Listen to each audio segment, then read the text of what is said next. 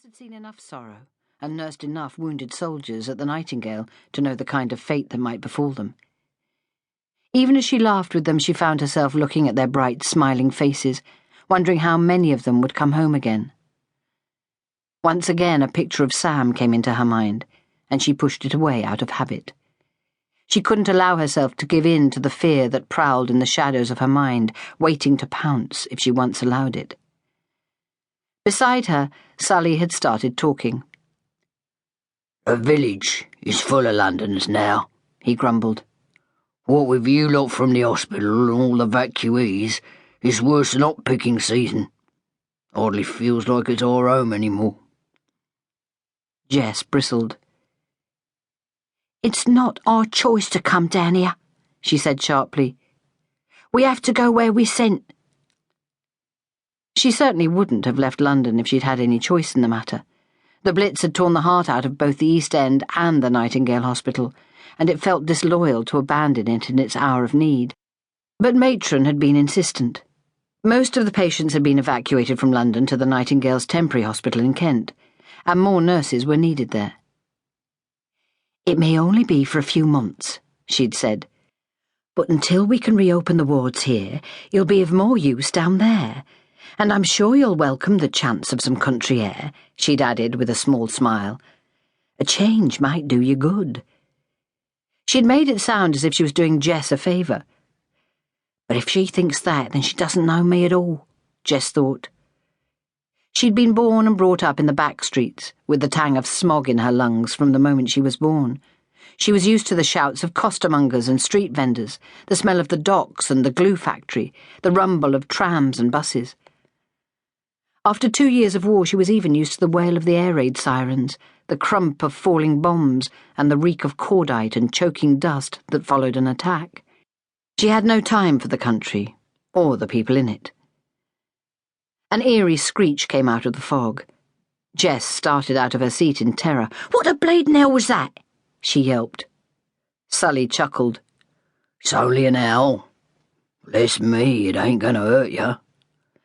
He dug in the depths of his pocket for a dog end, clamped it between his teeth, and lit it with one hand, the other controlling the fat old horse. Not that she needed much controlling. Jess could have walked faster than the mare's steady plod. Once again the motion lulled her.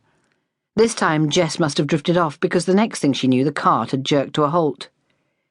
"Here we are," the old man said.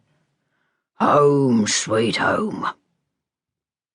Jess peered into the foggy darkness. "I can't see anything." "The nurses' home is through that gate and up the track away. There was no room for you lot from London at the hospital home, so they had to convert some old farm buildings." Jess sniffed. A strong odour of manure hung in the air.